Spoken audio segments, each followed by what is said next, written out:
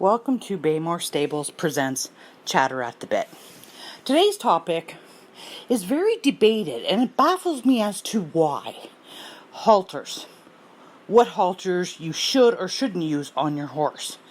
Now, a lot of people have their types that they like.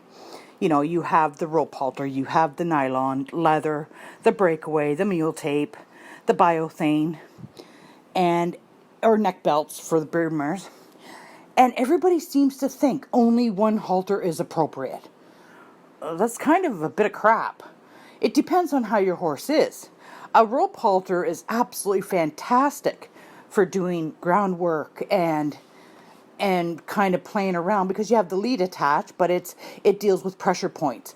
But if you've got a horse running through a halter and not leading properly, you're going to run into problems with the rope halter because that gives them leverage to move. I like the rope halter. I throw them on my broodmare and away she goes. She doesn't really do much anyways. But I have another one here that I wouldn't even attempt to put a rope halter on because she's crazy. So you kind of sit back, and I've heard over the years, it's like you should only be using breakaway halters because halters can kill horses. So can buses. Like it's ridiculous to put a picture up of a horse hanging dead in the stall because of the halter and say, and this is why we should always use breakaway halters. No, not at all. You know, in all my years, and there's plenty, I can actually say I have never had a horse die due to his halter. And I've looked after a lot of frickin' horses. But have I been in trouble with, say, using the wrong halter on the horse? Yeah. Many years ago, we're going back many, many years, there was this little horse, little standardbred mare, and I thought the rope halters were just starting to gain some favoritism. And somebody told me, oh no, to get around her, you want to put a rope halter on her and put her in a round pen. Well, I didn't have a round pen. The shot of me getting a round pen on the home farm slim to nil. But I said, I'll try this rope halter. That way I got some leverage. Well, the problem was the mare didn't lead. And she basically ran right through that halter and proceeded to drag me about 50 feet. And when she finally stopped and, well, I felt I'd stopped breathing, I kind of got up and went, wow, that was not what I expected. Well, just at that same time, a good friend of mine come around the corner and go, why don't you have a chain over that mare's nose? I'm open for options. Explain it to me. So then I started doing some research on halters and started to do some kind of what I feel is best suited. Halters are most certainly a training tool. You have to fit them properly. And that can be difficult because with some quarter horses, they got those big jowls. And then with some Arabs, they got the dip noses where they don't quite fit into a halter. They don't quite fit into a Welsh. And it can be difficult. And that's why you want to get, if you're going with a nylon halter, get one with as many adjustable spots as you can find. I like my full halters to be adjustable in 3 spots. They should be adjustable behind the pole, over the nose, and the throat latch. That way, the halter can grow with the baby, because they usually wear them till they're yearlings. So, you kind of know, it's like, okay, you're going to pick a halter out. And I mean, they have so many funky colors out there. You want something, if it's a horse you're training, you want something of substance. Hamilton Collection, Jerian put out absolutely fantastic nylon halters that I have a few of them in my barn, only because they're built right. They're triple stitch. There's no cheapies on it. You can buy a halter for $8. It might not last long, or you can buy one go for a leather halter for $150. It shouldn't be a matter of price. It should be a matter of what you expect the output to be. I don't like buying expensive halters because, as everybody knows, I have 15 horses, and I've been known to go up and down from there, but it never fails. Somebody always comes in naked. You can buy the most expensive halter for your horse, and that little bugger's going to get it off and lose it on you. Same as shoes. So, but when it comes to training, you have to know what you want to do. For the rope halter, I think is fantastic for ground training and for lunging and, and having something. I like putting a rope halter underneath a bridle when I ride. That way, if I do run into trouble, I got that third rope. That's what I like rope halters for. I don't use them in my training at all. But I like them if you're out riding, you throw a rope halter under your bridle, wrap it up around the saddle horn, and if you run into trouble with the bridle, bit breaks, line breaks, whatever can happen out there, and it can happen, is I have a third line to go to, or somebody can, you're not in as much trouble as you think.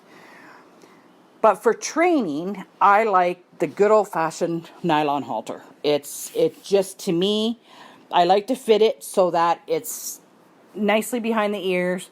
I want two of my fingers to be able to get under the jaw comfortably. I can always tighten that up. But in the field, I generally leave my horses' halters fairly loose. They kind of just bop around and do whatever they want to do.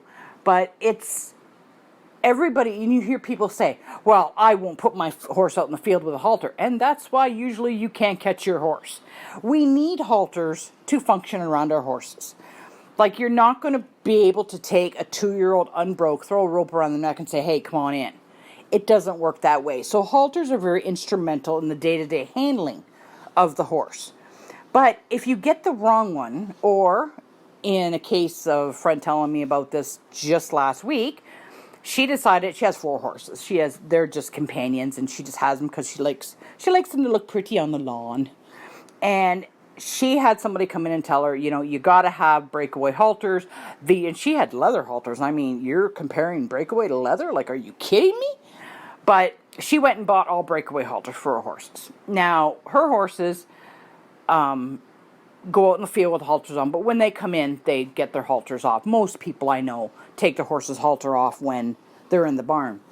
So she went and bought a breakaway, and it was just by chance that she was giving one a bath or something. It was hot weather. I forget what she was telling me. I only half listened. And she went, and I don't know if there was a mosquito or a fly, but neither here nor there. The old mare freaked out. She absolutely went stupid. And what do you know? She broke her halter. Well, that's kind of what they're made for, right? Breakaway halters.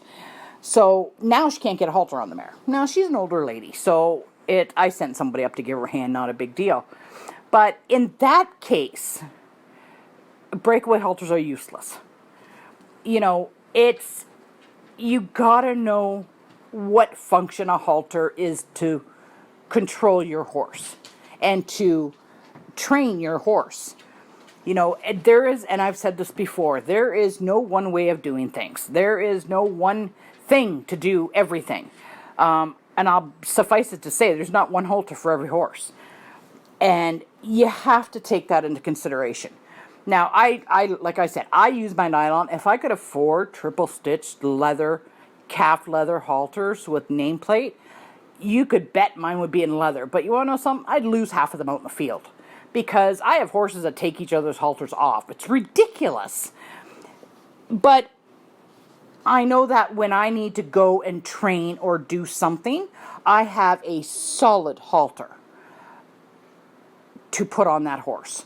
I will not, if I'm putting a horse on the trailer, I will not put on a dirty halter, a broken halter, or anything of the such. If I have to go to the tack shop, and everybody knows who's bought horses off me, your horse gets a brand new halter when they leave my barn. That's what I like to do. And they get to pick the color too. It was really nice when we sold the thoroughbred mare. She wanted a pretty teal halter. Oh, the one I got her was so adorable. But I know what the function of my halter is going to be. Especially because I have stallions and I have mares, I have babies. I have kind of an all-round operation. I can't afford to be screwing around with stupidity. And that's what I want to stress to people. Just because your friend down the road has a mule tape halter and her horse is fine, that doesn't mean it'll work on your horse. 80% of the horses out there have a little bit of age and are well broke. Yeah, rope halter would be fine. But if you're going to take on training, no one halter is going to do everything you want it to do. It's going to get you to a point and then get you to the next point. But you have to know where those points are. Like I have said, a horse should be taught to lead and be tied properly. And that's where a good halter comes in. Because when you're teaching them to tie, they're pulling on that halter. They break it, you're screwed. But they're also learning to respect the halter. They're also learning that when that halter tightens and you can literally bring them forward with one finger, it's like, okay, but if you have a horse that, let's just say, has been mishandled, or one that has, oh, who knows with horses, you are going to want to step in with a little bit of authority. It's not a coochie coochie coco, you're so cute, come be my friend theory. You have to know your horse, and you have to be safe. And anything to do with horses, sure, we can look at the bad things for halters. Yeah, they can get caught on the stall door. Yep, they can get caught on their water pail. Hell, they can get caught on the post out in the field. A branch in the woods. They can do everything. They lose them, they break them, they snap them, they chew on them. And that is disgusting. Have you ever picked up a halter the horse has been chewing on all night? You just want to brain them. It's disgusting. So, but you have to know what effect you want to have. You got to know your horse. And it's all right and good to go out and buy like a hot pink rope halter with, hot pink polos and looking pretty. But if your horse is running away from you and jumping around like a retard, you're doing more time fighting than you are working with your horse. And being safe should always be of the utmost. And halters is the gateway to training. So you have to know what halter you want to use, how you want to use it, and what effect you want. When we had our stud colts, Valor, he's a little shithead. Everybody said, well, throw a rope halter on him. It's like, oh, no, I'm not. This was before he lost his nuts. He was a bad little bastard. He liked to stand and dance on your head. Gregor didn't like that. So I said, okay, Greg. He suggested it, and we had a friend come down. I said, okay, Greg, if you want to throw a rope on him, that's fine. Carry on. When I'm teaching people to handle or horsemanship, I like to take their theories and let them prove them. Because I don't know everything. But in some cases, I know what the outcome's going to be. So, but I would rather somebody say, hey, I want to try this, and then come back to me and say, okay, that didn't work. Can I get your advice? Then for me to say, you're an idiot, don't do it, because then they're not learning. Then they're getting beaten up, and I don't like that at all. So anyways, back to the Valor and being a little turkey. So he decided he was going to put a rope halter. I just bought a nice navy blue rope halter. It was for one of my brood mares. Clearly, I was mistaken in that point in time. So Gregor put on the halter on Val, and he goes walking on the field. Now, his way from the barn to the field was maybe 200 feet, not far. Well, and rope halters deal with pressure points, but not in a correctional manner, I don't think.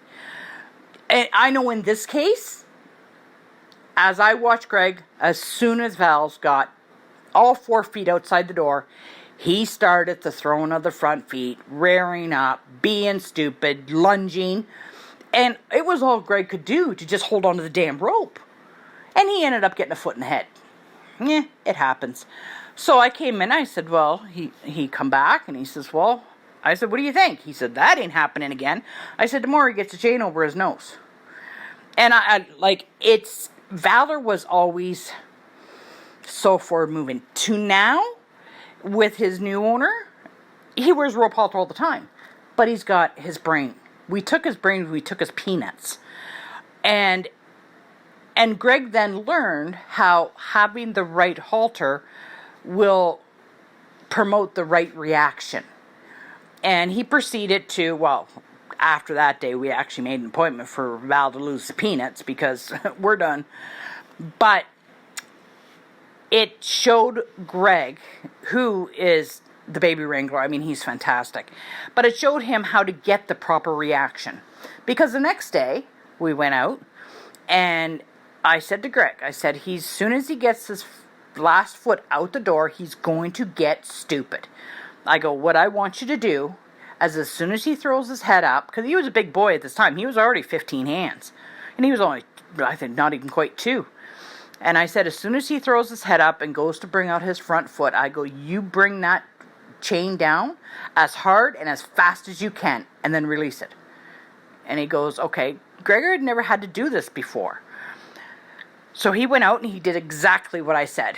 Val's literally sat there. We call it the Bambi stance. His back legs are spread. He's looking. And he's like, you could just tell his mind was reeling. And he proceeded to, and then Greg did our stop and reset. Come on. And that one day he led good to the field. Because I knew the reaction he was going to get. It was a shock value. He's done something wrong. He's being corrected. Now you're going to have some people say, well, you can't, I can do whatever I want. I own the bitches. So people have to, it's okay to have an opinion, but that doesn't mean it's a right opinion, or is it warranted? If somebody's not asking you for your opinion, don't give it. Or ask to discuss it, or ask to explain it. I'm amazed at the people who will look at a picture and say, well, this is what you got to do, blah, blah, blah, blah, blah. Off a picture? Case in point is we had sold one of our babies to a girl. She's a nice girl. But out of Willow. Now, if anybody knows Willow, Willow looks like she's about to fall every day. She's massive on an air. She gets fat on air. So her mother was the exact same way. You would be amazed on how fat these fuckers get. So the girl bought Willow's filly. And she's been doing a good job. She's got her tied. Well, she posted a picture, and the first thing people said, well, she's full of worms. Well, the girl's been worming. We worm. We have a regular schedule. And instead of going in and saying, because it's just like, you get tired of the stupidity. It's like, yes, it never hurts to get a fecal count, but you might want to ask a few more questions before you jump, well, because she's got quite a pot belly. Look at her frickin' mother. Like, I can look out in the field right now, and Willow literally looks she's going to foal any day. She weighs 1,125 pounds. And that's not in foal. So I kind of sit back, and me and Greg were talking about this the other night, and it's like, that's how people, it's like, this is you got to do this and this. Instead of saying, okay, what are you feeding her? How much exercise you good? Well, that would be my question to it, is like, one, I know she's worm, so I'm not worried. But it's like, you need to get her to move more. You're feeding her, and she's doing nothing. And sometimes it's better to ask questions than give answers. And don't get me wrong, I'm an arrogant person. I got something to say on any given day. But sometimes you have to listen to what the person is saying and ask more questions, because you do not get the answer out of a picture. I don't care who you are. You can get a submission, you can get an idea, but you don't get the answer. It doesn't work that way. And you see people posting pictures, and I baffles me to no end. But going back to halters, we have our stallion, Major Tommy Note. Everybody knows the blonde bombshell. And I started him out in a nice nylon halter. We actually had nylon halters made up with our stable name. And I found I couldn't get it to fit just right. So I went and I bought a hybrid halter. And I love these halters. And they are the cheek pieces and the throat the cheek pieces and the pole is, I think, nylon. And then the nose band and down is rope. It's a mixture of a rope and a nylon halter. And I put him in one, and it was like he complies to pressure, but he doesn't like to be jerked. And he gets his head going, and some people have to realize sometimes studs prance. They're not doing anything wrong, they're just showing off. But I put him in a hybrid halter, and it was like, I've used it on 3 of my horses now, and I absolutely love it. Because it gives you a softer way of the advantage to the rope halter and the nylon. But it gives you the leverage so they can't run through your halter. And everybody's going to be saying, okay, what does run through the halter mean? When a horse runs through the halter, it means that they are usually bullying, pushing, they got their head tilted, and it's literally a fight to keep them walking beside you. They're running through the halter. They need to be retrained. None of mine do that because I just won't allow it. But when you have a horse that runs through a halter, it can get dangerous because if they're not getting their way, they get mad and they want to go. And I've seen people get run over. I've seen people break ribs, stitches, just because if it would have been, sorry to say, a chain over their nose, whole different ball game. But it's something that seems so trivial that needs to be corrected immediately because it will cause damage and it will lead to bigger issues. It needs to be corrected. I will not. There's 3 things I won't allow my horses to do. You're not allowed to run through the halter. You're not allowed to turn your ass and kick me. And you're not allowed to bite. I hate biters. And which is kind of funny because, well, I got one that likes to nibble. That's different. It's nibbling. So we come up with these hybrid halters. And then the big thing right now is like the biothane and the mule tape halters. But again, what type of horse are you putting them on? Would you put a rope halter on a thoroughbred racehorse? I probably will say not a shot. There might be some cases, but it depends on the horse. But you have to remember when you're getting a halter, it is a training tool. It is the gateway to the rest of your training. So if you don't choose right here, you're going to be fixing a problem when you're trying to teach. And who likes repeating themselves? I don't.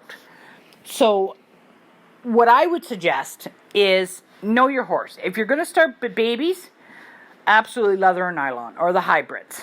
Brood mares, a lot of people just throw them out in the field with belts around their neck just so you can grab a hold of them. They're usually easy come, easy go. And, well, I got one. Well, I got my 3-year-old just pulled the halter off Willow. That's just lovely. Okay, she's naked. And before you run out and spend big money on a halter, have a farm halter, have a show halter. And that's one thing I like about the standardbred industry, because you have your work stuff and you have your race stuff. You want to put on, it takes no money to be proud. And so when you go to a show, you make sure you have the best of everything on.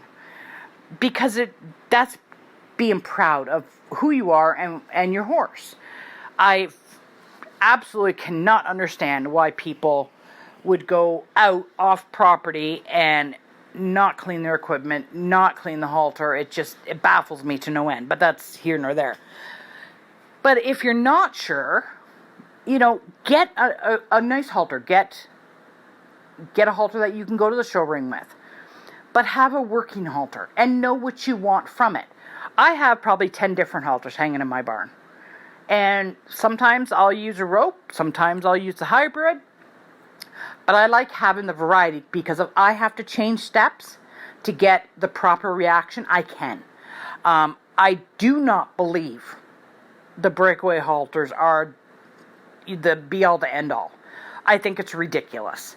I don't know too many people who leave halters on in the stalls. If they do, they'll get caught, whatever. But when you're out in the field or that, I highly doubt you're putting 15 horses out with no halter on and then trying to put their halter on to bring them in and doing that. I'm calling bullshit on that. Not happening. And that's the way it should be. But find out what your comfort zone is. Be honest about what your learning level is. But know your horse. It might be great for an old rope halter or just something to throw a rope around their neck. But you might have to do some retraining. And I have a friend who's got a 14-year-old that needs to be retrained. I was on the phone with her the other day, and it was like, no, you need to start from the beginning. You're missing steps. And she has a mare that's just kind of sour and that. And it's like, get her out of the frickin' riding arena. But she's doing a complete retrain. It's not that the mare's bad. It's not that the mare's dirty. It's just she's gotten away with being a bully. And when horses learn that they can bully into not working because they want to go be with their friends, they will continue to do so. And then this is why you'll see horses flipped and flipped and flipped. It's not that there's anything wrong with the horse, it's just stupid people that buy them. And it is actually, I think it's law that if you sell a horse, it must come with a halter on.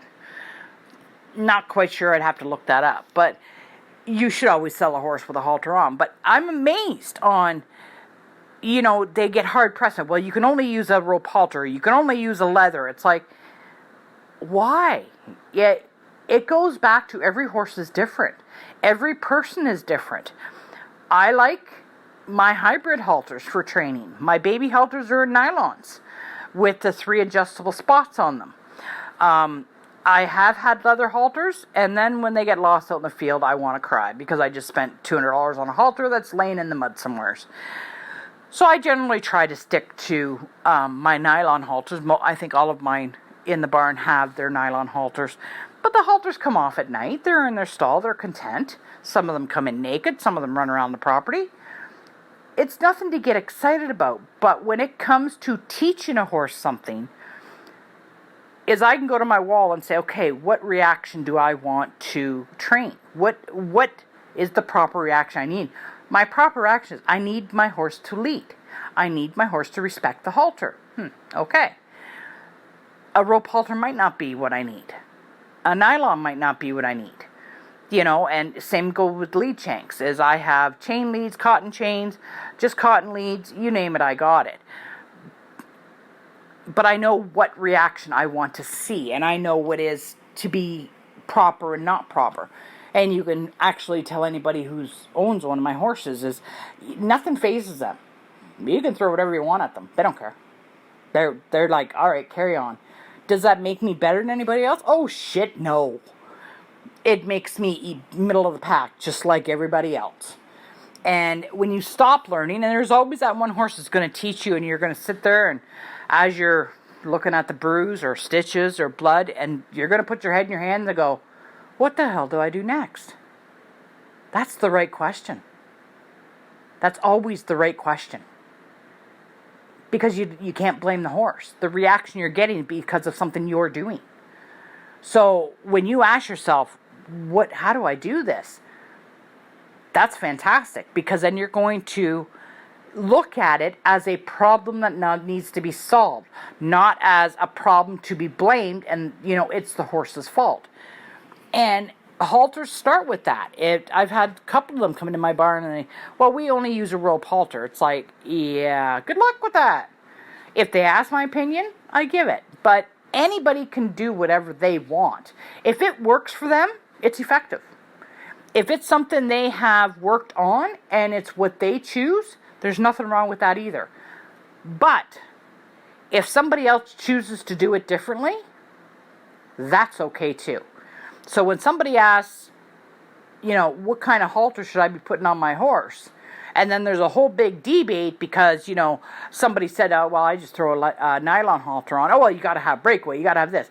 If you want to look at the negative with horses on how they can get hurt, you either don't own horses or you've never had anything happen.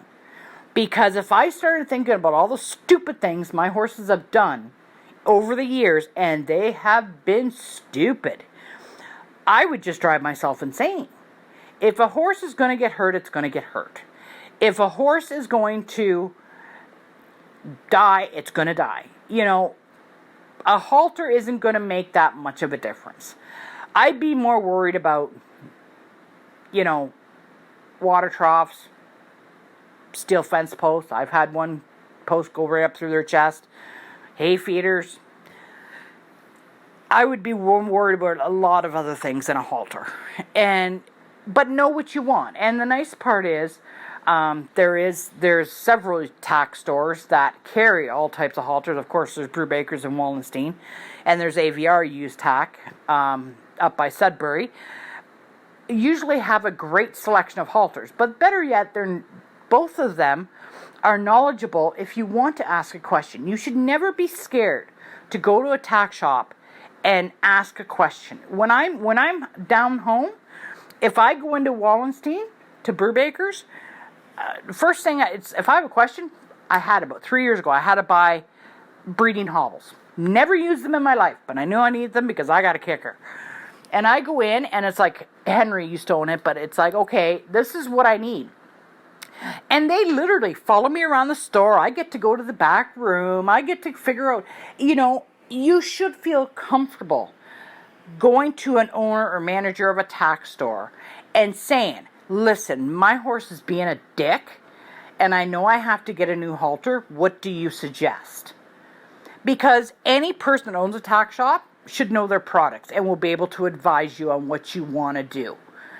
And those are two that I deal with all the time that I just absolutely swear by. There could be many other things. There's lots of knowledgeable trainers out there that would be able to answer, but you have to be able to explain what your horse is doing. If you say, hey, he's running through the halter, they're going to look at you and say, well, we got to stop that.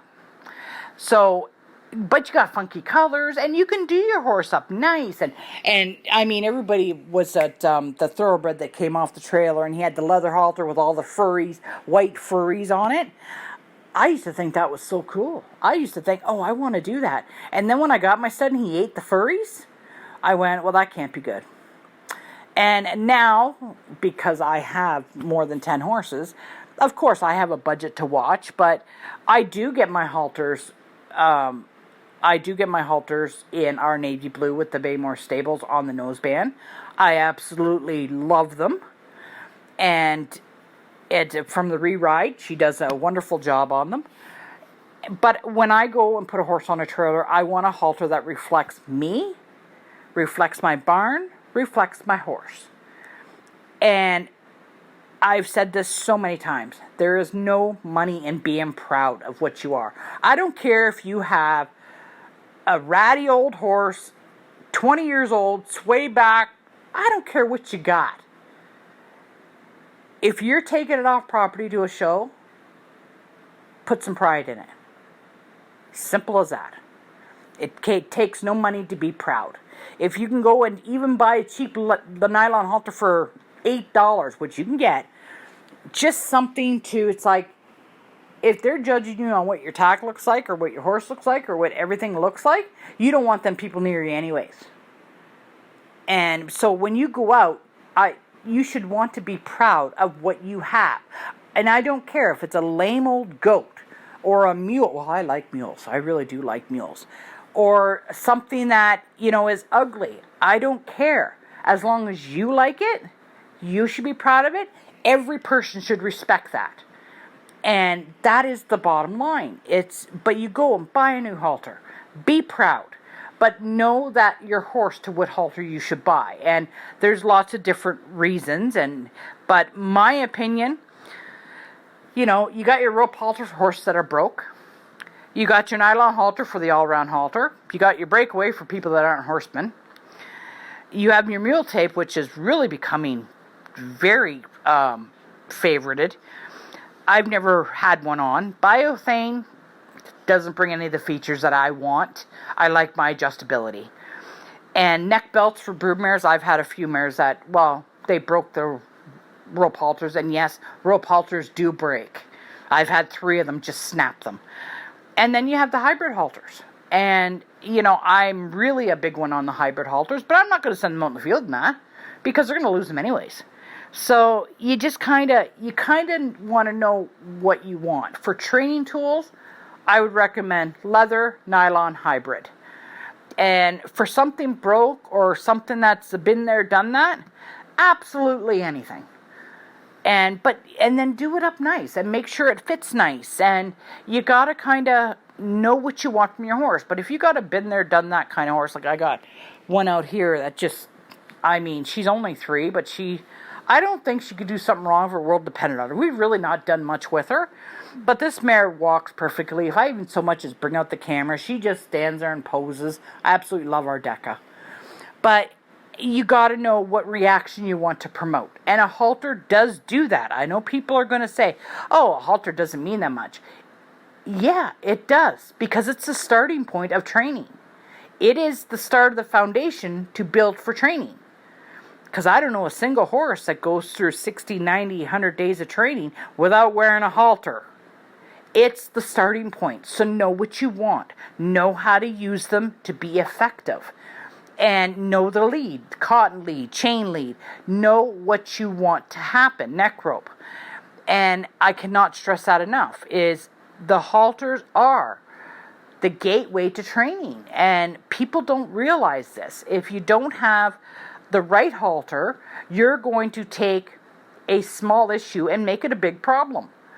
And those are the horses I usually end up with. I usually end up with the horses that nobody else wants because they're crazy or they're hard to handle. Literally within a week, they're fine. Absolutely fine.